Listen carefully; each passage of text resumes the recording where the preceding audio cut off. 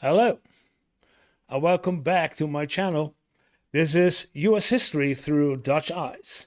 My name is Joanne, and as a Dutchman, I often wonder, why is there such a gap in how Europe and the United States understand each other? What is missing in the way American history is taught, either in the US or in Europe?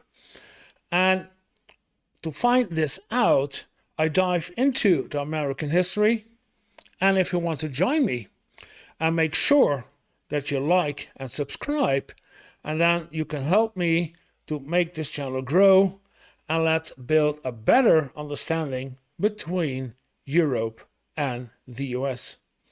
And today I'm gonna react to the Boston Tea Party, one of history's greatest protests. And I already know, because in earlier videos I seen the first cracks of the first cracks into the understanding between the colonies and the British homeland because of the Stamp Act. And so this is the next step. It's one of the greatest protests, the Boston Tea Party, and it's believed, and it is, as I remember, the part about no taxation without representation. So let's see what this is. I'm gonna subscribe and like, of course. Let's put it up. So hello and welcome to yet another episode of Geographics. I'm your interim host, Carl Smallwood, and today we're talking about the Boston Tea Party, one of history's greatest protests. And I should mention that, as with all videos here on Geographics, this one is based on a script submitted to us by a member of our writing team. In particular, James CJ, whose social links can be found below if you're so inclined. Also, I would like to point out, I am English. We're talking about the Boston Tea Party, so go down to the comments and hit me with your best, bad English jokes or Boston Tea Party jokes. I'll get you started. How does an American make the tea? By dumping it in the harbour. And in that vein, I've also got myself a nice cup of cha here to enjoy while doing the video itself. Let's get to it. I only have some water. So before America gained independence from the British, the situation in the colonies was steadily deteriorating. The 1770s was the most crucial decade for the start of US history, a series of events that would push America to seek independence from the British and propelled the cause forward, leading to the American Revolution. One of the events that holds extreme significance in America's quest for liberation from Britain occurred in Boston, colonial Massachusetts, known as the Boston Tea Party. It's by no means the only event that set off the revolution, but it stands out for many reasons. One of history's most famous protests, the Boston Tea Party, was a carefully orchestrated demonstration aimed at making the colonists' disdain towards the British government and its laws well known. It did so in undeniable style and helped shore up support among the colonists to leave Britain behind and start their own country with its own laws and a separate government. This is the story of the Boston Tea Party, a protest of substance and style that achieved undeniable things, including advancing revolutionary sentiment. Yeah, the 13 colonies are there, and we had the 7 years of war. And I also know that Washington made his first loss, and created the First World War. So next part is then when the British win, then they gonna put a tax on the colonies to compensate for all the money they lost in the 7 years war in Europe. And I don't think that the colonies were all too happy with this. So the early days of the tea trade in the colonies, let's see. In the 17th century, the British discovered tea and began consuming it excessively, something we continue to do to this day. So tea became extremely popular among the British, profoundly affecting England's economy and mannerisms. The biggest benefactor of this newfound product was the East India Trading Company, which British government granted a monopoly over the tea trade to in 1698. Tea consumption and popularity eventually spread to the British colonies, one being America. Great Britain extended the East India Trading Company's power over the colonial tea trade with the Act of 1721, which ensured they'd be the only ones able to sell tea to the colonies. This act meant that they could sell tea wholesale at auctions to British firms who sold it to American merchants. Unfortunately, this act did little to curb the existence of tea smugglers, bringing in over 900,000 pounds of tea a year at its peak, roughly 3/4 of all tea imported. The smuggling issue was a result of Great Britain's taxation methods. Their 25% ad valorem tax and the additional taxes imposed upon the citizens of Great Britain and its colonies meant that smuggling tax-free tea from Holland was far cheaper than just buying it at one of these auctions. America might have been slow to catch on to tea, but by the 1760s they consumed over £1 million of it annually. However, nobody knew that tea would be at the centre of one of history's most potent and famous protests. Stamp Act, yeah. In the 1760s, Britain was experiencing a, shall we say, tumultuous economic crisis. The 7 Years' War, which had ended in 1763, had decimated their coffers. As a result, yeah, I reacted to those videos too. If you want to see, it's also on my channel, of course, the 7 Years' War. This is the part that they decided their colonies were their best shot at shoring up their reserves of cash. The best choice for improving their revenue stream was through taxation, so they began taxing the ever-loving out of colonists in numerous ways, starting with the infamous Stamp Act. So the purpose of the Stamp Act was not only to build up revenue for Britain, but also fund Britain's efforts in the colonies, like maintaining regiments of British soldiers posted to keep peace in the colonies and with Native Americans. They'd achieve this tax by using stamps to represent it, which would be on various forms, documents, papers, playing cards, etc. Almost immediately after learning of the Stamp Act, the colonies argued that it was unconstitutional, as only the colony representatives could tax them. The Stamp Act also included a clause that stated violations of this new law would be tried and convicted void of a jury, because colonial juries were notorious for not convicting smugglers. Naturally, the British Parliament had no faith they'd adequately convict violators of the recently passed tax law as well. The reactions elicited by the announcement of the Stamp Act was primarily protests and objections from legislative bodies across the colonies. When the law went into effect, protest turned to violence. Mob violence broke out amongst the colonies, and stamp collectors were driven out with threats and violence. This was partly at the recommendation of the colonies, whose own legislative bodies had passed amendments calling on the people to resist the tax burden. Yeah, that's the first crack in this, what I just mentioned. Doing this to the colonies, and they weren't that happy about it.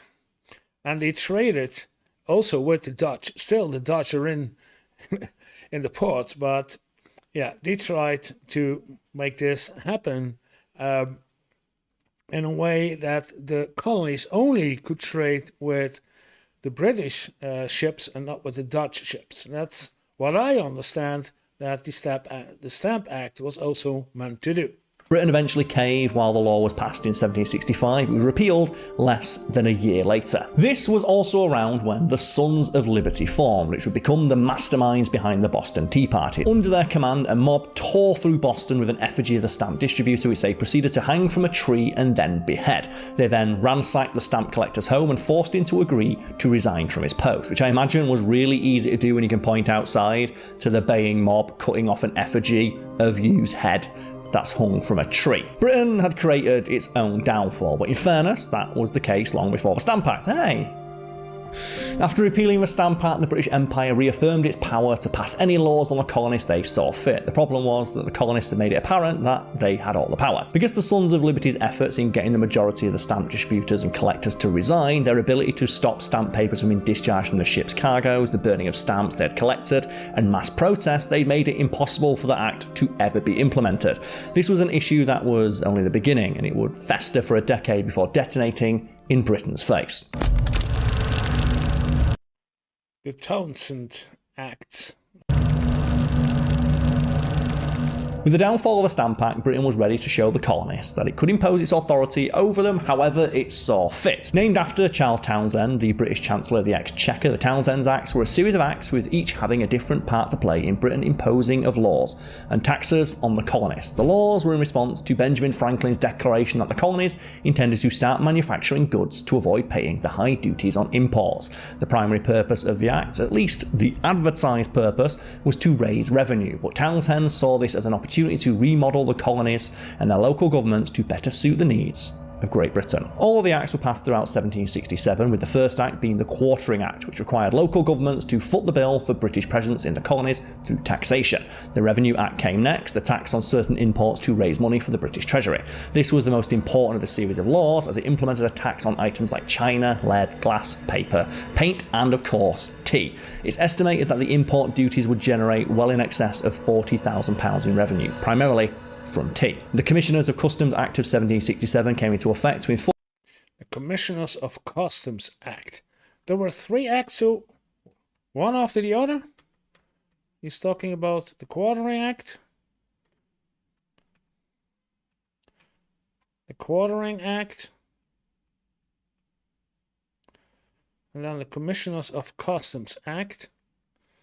Force the new shipping regulations required for all of this stuff. By July 2nd, 1767, the 2 new Townshend Acts were passed. The first was the New York Restraining Act, which suspended the New York Assembly until they complied with the Quartering Act.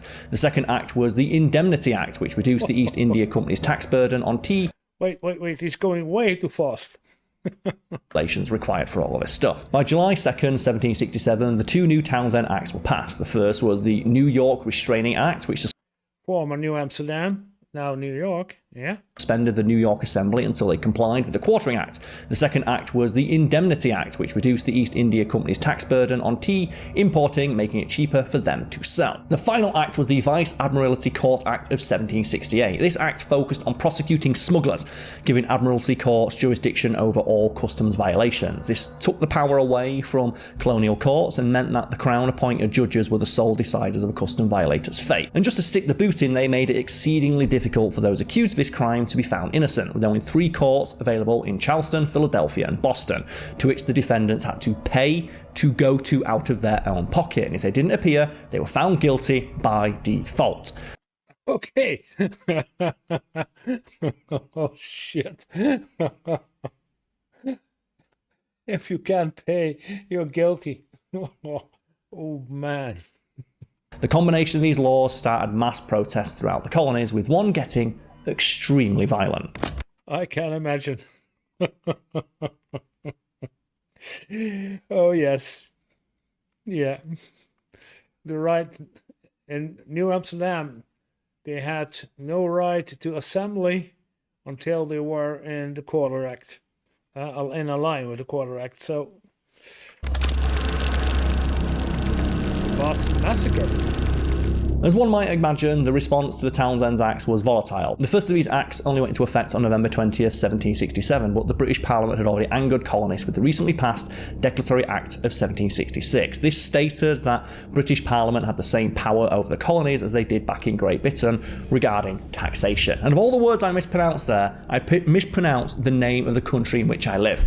I am terrible. Protests erupted throughout the colonies, with the influential Sons of Liberty circulating documents promoting the boycott of British goods. Through the work of the Sons of Liberty, over 24 towns in Rhode Island, Connecticut, and Massachusetts agreed to the terms of the boycott in 1768. Snake. Join or die. I assume each letter means a colony. 1, 2, 3, 4, 5, 6, 7, 8. No. But NY would be New York, and G would be New Jersey. No idea what NE will be. P, Philadelphia. North Carolina. South Carolina. V. The V. No idea.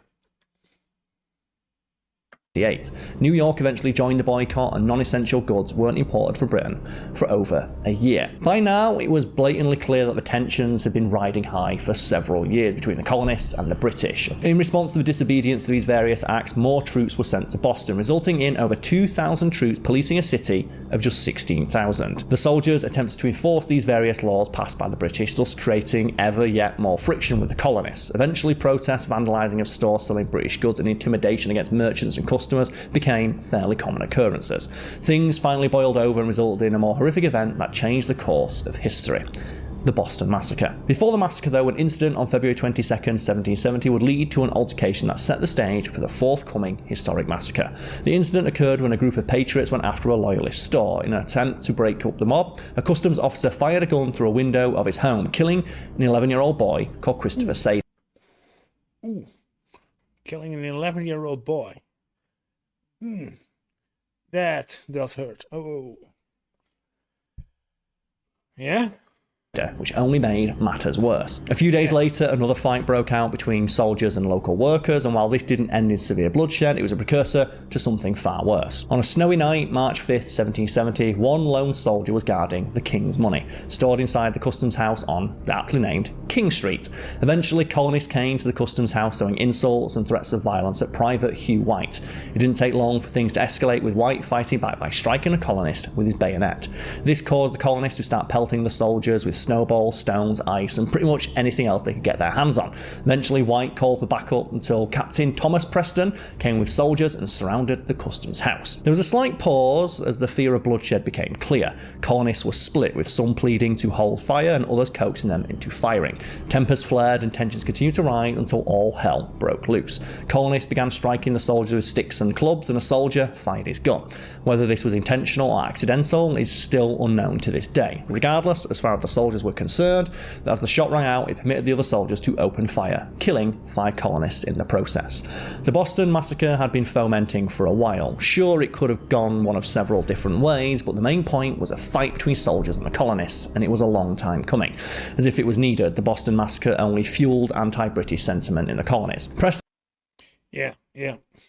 It's lighting a fuse into a gunpowder barrel. Somewhere, some moment, it will explode. Preston and his fellow soldiers were arrested, and both sides began a relentless propaganda campaign. Preston told his side of the story from jail, and the Sons of Liberty pushed for continued disobedience. In the end, Preston, and indeed almost every soldier that day, was found not guilty and allowed to walk free. The only 2 people to be convicted of any crime were Private Hugh Montgomery and Matthew Kilroy, who were convicted of manslaughter. As you might expect, colonists were none too pleased with this result, and the growing anti-British sentiment was palpable, and things were about to reach their boiling point. The linchpin T-Tex. Over the course of a few months, the Townsend's Acts were mostly repealed, but one thing remained the same: the tax on tea. While the idea of a colonial boycott died down, many colonists refused to buy and consume tea as a result of the tax remaining in place, and if they were consuming tea, it was more often than not smuggled Dutch tea they hadn't paid any taxes on. Yeah. The British East India Company was financially struggling during this time. The loss of tea sales due to smuggling wasn't really helping, and few things speak to the almost unfathomable amount of power and influence wielded by the East India Trading Company more than the fact that this brief economic downturn actually threatened the economy of Great Britain as a whole. In response, on May 10, 1773, the British Parliament passed the Tea Act, and this act gave the East India Company power to sell the £17 million of tea they had stored in England by underselling the product, beating their competitors. While the import rate remained the same, the company was no longer required to pay the additional taxes, resulting in the lower price of tea in the colonies. But cheaper tea didn't have the effect the British Parliament had hoped for. Tea smuggling actually increased, even though the tea eventually became more expensive than imported tea.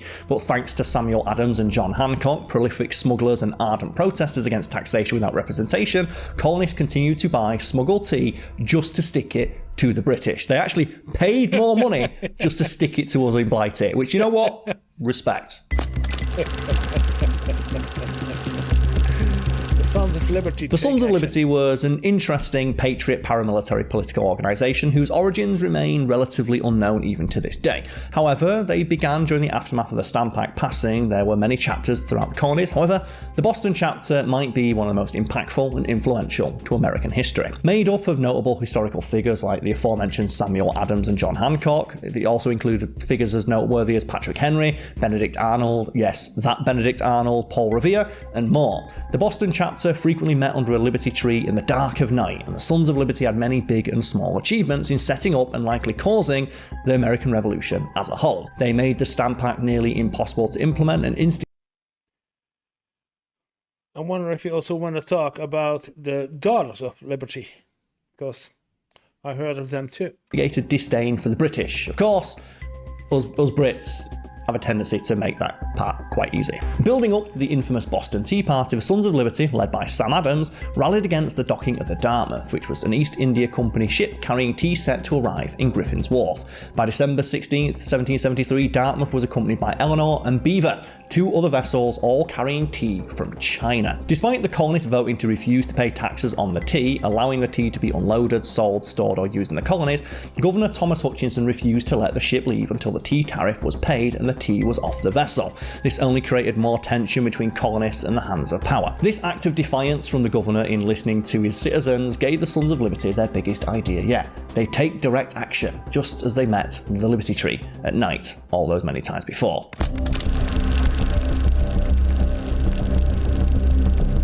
That night, while Boston was quiet, roughly 60 men made their way to Griffin's Wharf, made up of colonists and Sons of Liberty members. They were dressed in blankets and Native American headdresses. The group entered the harbour and boarded the Dartmouth, Eleanor and Beaver, where they went straight for the cargo. The precious, precious tea. The group was instructed to open the 342 chest, take the tea and dump it directly into the harbour. The estimated value of the tea was around £18,000, which today would be equivalent to £3.4 million, close to $4.5 million. A participant named George Hughes stated, and I quote, "We were surrounded by British armed ships, but no attempt was made to resist us. In a matter of 3 hours, the colonists dumped 45 tons of tea into the Boston harbour." And this was by no means a small act of defiance. This was a deadly blow to the financial security of the East India Company and in turn, the British Empire as a whole. And one of the more impressive things about this brazen protest is that it was so self-contained. It wasn't a case of pandemonium or hysteria. The tea was dumped and nothing else was destroyed. No shops were looted and the men simply returned home and awaited the consequences of their actions, not as individuals, but as colonies. So the Sons of Liberty knew that the British would retaliate, and maybe that's what they were hoping for. Like, us Brits do love us some tea, so destroying 45 tons of the stuff was a surefire way to piss off someone higher up, and maybe harsh retaliation is what they were looking for, because without that kind of retaliation, the colonists wouldn't have fought as hard to secure their freedom. They needed a pure reason to achieve the hatred against the British required to gain support for breaking free of the British Empire. They were about to get that, and perhaps a little more. Mixed response. Not everybody was pleased with the Boston Tea Party event. Some were thrilled, like John Adams, a colonist leader. Others said one thing in public and another in private. Take notable US figure George Washington, that George Washington, who in 1774 wrote, and I quote, "The cause of Boston ever will be considered as the cause of America." However, his views personally were far different. See, so there was already the name America. I didn't know when, because we're still talking about the colonies, and the colonies in, as we know, the North America. But Washington it's about America. Where does this name came from? George Washington was an elite, and like many elites, he had private property which he deemed to be too risky and valuable to be toyed with. In private, he severely disapproved, even claiming that the Bostonians were mad to have done this. Benjamin Franklin, on the other hand, offered to reimburse the British Empire for the tea, but the damage was done. Regardless of anyone's opinions or offers, the British Empire was about to come down on the colonies with the Intolerable Acts, a set of acts that gave way to calls for independence. Intolerable acts. The British Empire responded, shall we say, firmly to the actions taken against them in the Boston Tea Party event by passing the Coercive Acts, better known as the Intolerable Acts. These 4 acts closed the harbour until the tea was fully paid for and ended the Constitution in Massachusetts, cancelling free elections for town officials. It also moved the judicial authority to Britain and its judges, resulting in martial law in Massachusetts. One of the final acts was demanding colonists to quarter soldiers on demand. A further lesser-known act, known as the Quebec Act, extended the freedom to worship the French-Canadian Catholics, which didn't sit well with the Protestants and was also counted as one of the Intolerable Acts. One crucial fact about the Intolerable Acts is that they weren't repealed, unlike the Stamp and Townsend Acts. As a result, they helped sow the seeds for rebellion and eventually revolution.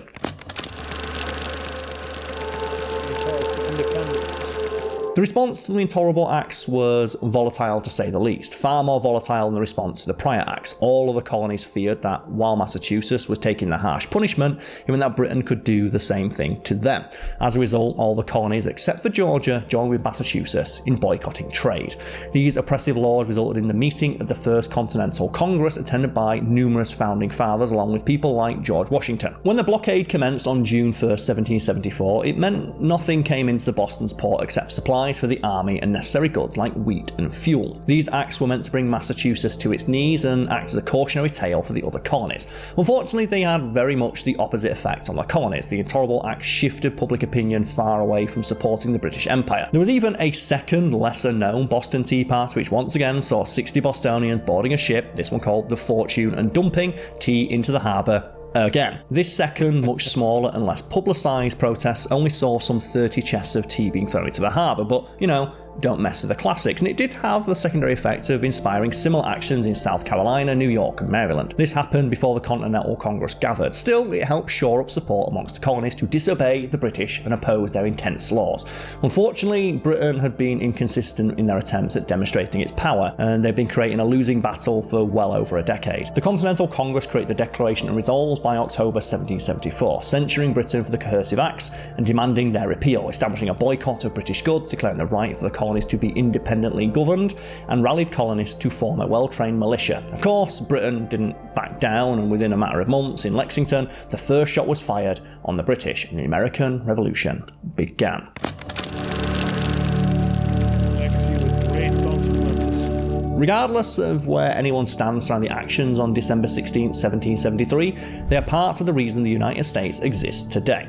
This act of defiance's goal was unclear. Was it purely a means to stick it to the British, which again, I support, or did the Sons of Liberty want them to respond so intensely that it would make the colonies closer to fighting for independence? Who knows? The reality is that it achieved both regardless. The Boston Tea Party remains a historic event in American history. It serves as the foundation for a bloody war that gave way to the United States of America, free from British rule. Without it, perhaps they would have made their way to independence anyway. But the only question is how much longer that would have taken. Thank you for tuning into this episode of Geographics. I hope you found it informative. I certainly did myself. Yeah, okay. The Boston Tea Party.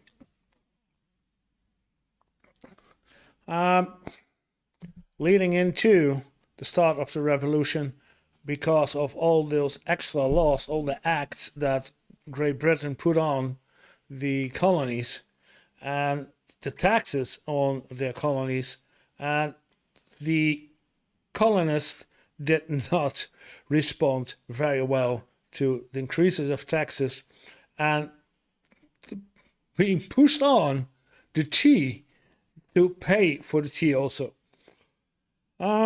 Yeah, okay. It's not a real answer to the question. No taxation without representation, but it enlightens and explains. That was the word I'm looking for. It explains what happened at the Boston Tea Party and the history's greatest protest. Good video. Yeah. Make a lot clear. But I need more information, so join me in the next one. Like, subscribe, make this channel grow. It would be greatly appreciated. And I will see you in the next video.